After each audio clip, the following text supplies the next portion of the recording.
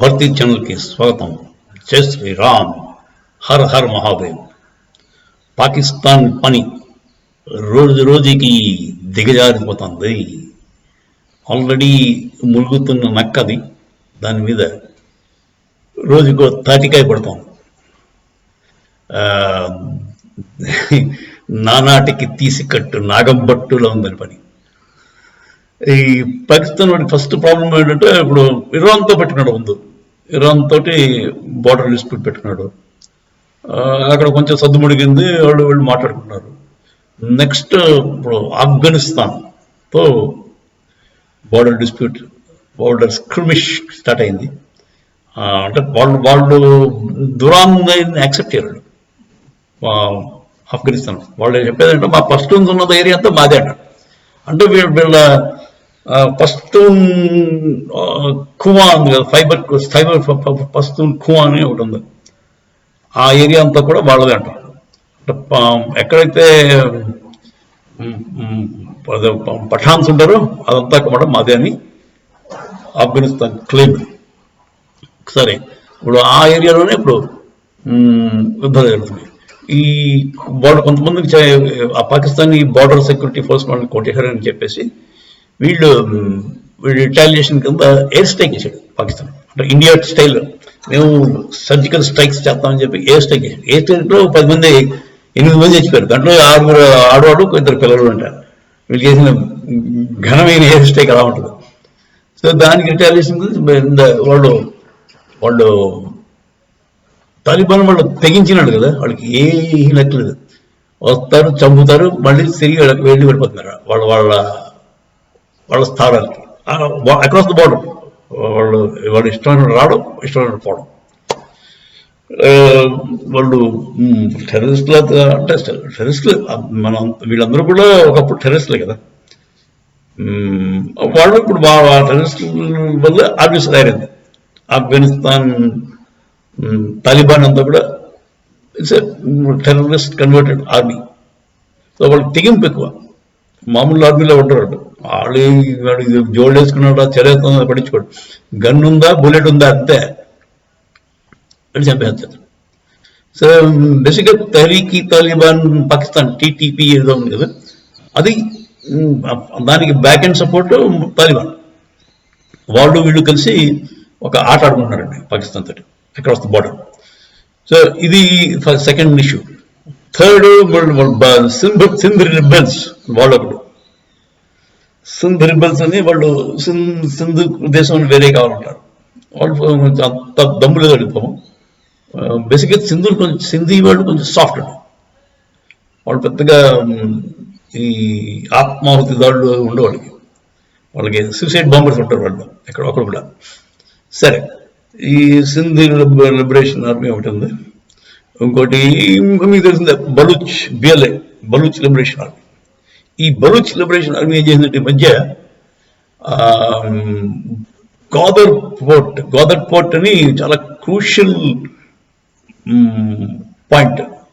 Gwadar port నుంచే మీకు ship రవాణా అవుతుంది. అక్కడ సిపెక్లో వాళ్ళ బెల్ట్ అండ్ రోడ్ ఇనిషియేటివ్ ఉంది కదా, చైనా పాక్ ఎకనామిక్ కారిడోర్ అంటాడు.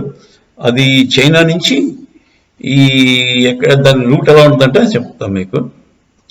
చైనాలో షింగ్జాంగ్ ఏరియా ఉంది కదా, ఆక్యుపైడ్ బై చైనీస్. షింగ్జాంగ్ అని అక్కడ ముస్లిమ్స్ ఎక్కువ ఉంటారు.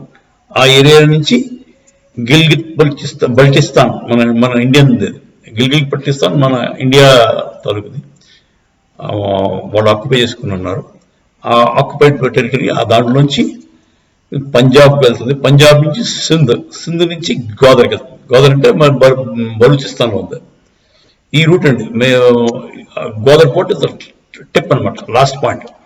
ఈ రోడ్డు అంతా వెళ్ళి అక్కడికి గోదర్ పోర్ట్లో మీకు అక్కడి నుంచి మళ్ళీ గల్ఫ్కి షిప్లు వెళ్తాయి. అది ట్రేడ్ రూట్. వాళ్ళు తయారు చేసుకున్న trade route. CPEC, belt and road initiative ఏదో అంటాడు.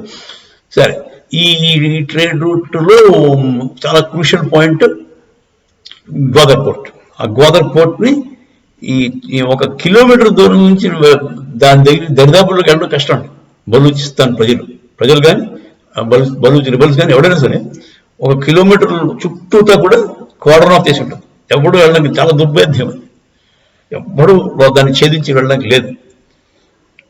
అక్కడ చైనా వాడు పాకిస్తాన్ వాడు నమ్మకం వాడు సొంత సోల్జర్స్ కూడా పెట్టుకున్నాడు. సో 2 రకాల ప్రొటెక్షన్ ఉంది. Chinese army plus Pakistani army protect చేస్తుంటాయి. అలా ఉంటుండగా ఈ బలూచ్ లిబరేషన్ ఆర్మీ తాలూకు సూసైడ్ బాంబర్స్, సూసైడ్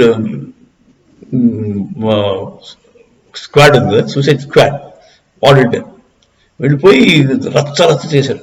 ఒక 4 గంటల సేపు ఇష్టానుసారం ఫైరింగ్ చేశారు. చాలా మందిని చెప్పేసి ఉంటారు. అందులోకి వీళ్ళందరినీ న్యూట్రలైజ్ చేశామని చెప్పి వీళ్ళు అంటున్నారు పాకిస్తాన్ వాళ్ళు. చేసే ఉంటారు. ఎందుకంటే వాళ్ళందరినీ లోపలికి వెళ్ళిన వాళ్ళందరూ సూసైడ్ స్క్వాడ్ అది. బతికి తిరిగి వస్తామని ఆశతో వెళ్ళలేదు. వాళ్ళు చచ్చిపోయి ఉంటారు పాపం. సో ఇదండి గ్వాదర్ పోర్ట్ అటాక్ చాలా పెద్ద దెబ్బ అండి. సైకలాజికల్గా కూడా పెద్ద దెబ్బ పాకిస్తాన్. ఎందుకంటే అది ఎప్పుడూ దాంట్లోకి రాలేరు అన్నట్టుగా ఉండేది. సడన్ గా దాంట్లోకి ఏకంగా సూసైడ్ స్క్వాడ్ వెళ్ళిపోయిందంటే చాలా భయం, ఆశ్చర్యం, ఆందోళన కలుగుతుంది అక్కడికి పాకిస్తాన్. దాంట్లో ఈ సూసైడ్ స్క్వాడ్ ఏంటంటే అది మాజిద్ బ్రిగేడ్ అని ఒక సూసైడ్ స్క్వాడ్. ఎవరిది? ఈ బలూచిస్తాన్ వాడు. ఈ మాజిద్ అనేవాడు ఎవడంటే జుల్ఫికర్ అలీ భుట్టో దగ్గర సెక్యూరిటీ గార్డ్ కింద పనిచేసాడు. బలూచ్ వాడు జుల్ఫికర్ అలీ భుట్టోని చంపడానికి మర్డర్ అటెంప్ట్ చేశాడు. కాకపోతే కుదరదు. ఆ అటెంప్ట్లో వాడు పాపం చచ్చిపోతే వాడి పేరు మీద ఒక బ్రిగేడ్ తెరిచారు. ఇప్పుడు ఎవడైనా సరే ఆ సూసైడ్ స్క్వాడ్ అనేసరికి మాజిద్ బ్రిగేడ్లోనే చేరవలసి. సో మాజిద్ బ్రిగేడ్లో ఉన్న వాళ్ళందరూ కూడా they ready to die for the liberation of Balochistan. అది అక్కడ దాకా బలూచిస్తాన్ వాళ్ళు దానిలో చేరడం అనేది, దాని లోపల దూసుకు వెళ్ళడం అనేది పాకిస్తాన్కి పెద్ద దెబ్బ అండి. సో ఇది ఇలా సాగుతుండగా వాళ్ళందరినీ న్యూట్రలైజ్ చేసామని చెప్తున్నారు, చేసే ఉంటారు.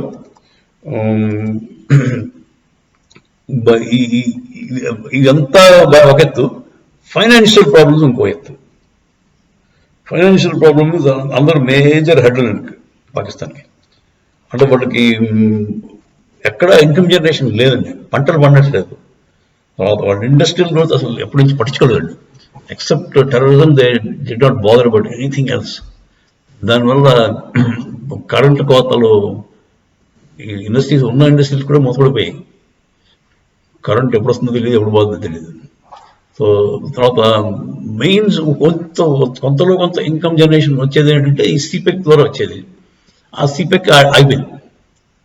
తర్వాత గ్వాదర్ పోర్ట్లో కూడా మీకు ఏదైనా చైనావాడు వాళ్ళ గూడ్స్ తీసుకెళ్ళి అటువైపు పక్క ఎక్స్పోర్ట్ చేసేస్తే వీళ్ళకి కొంచెం చిల్లర డబ్బులు వచ్చేది. అది కూడా రావడం మానేసింది. అది కూడా ఇప్పుడు గ్వాదర్ పోర్ట్లో వీళ్ళు ఎంటర్ అయ్యారు, దానివల్ల దానికి గడిపిడిపోదు. అందుచేత చైనా వాడికి ఒక గట్టి దెబ్బే ఫైనాన్షియల్గా, మిలిటరీ పరంగా తగిలిందని చెప్పుకోవాలి. ఇంకా ఫర్దర్గా ఎన్నాళ్ళు సర్వైవ్ అవుతుంది, పాకిస్తాన్ ముక్కలు వేయడానికి ఇంకా ఎంత టైం పడుతుంది అన్నది we have to wait and watch. Jai Shriram, Hara Hara Mahadev.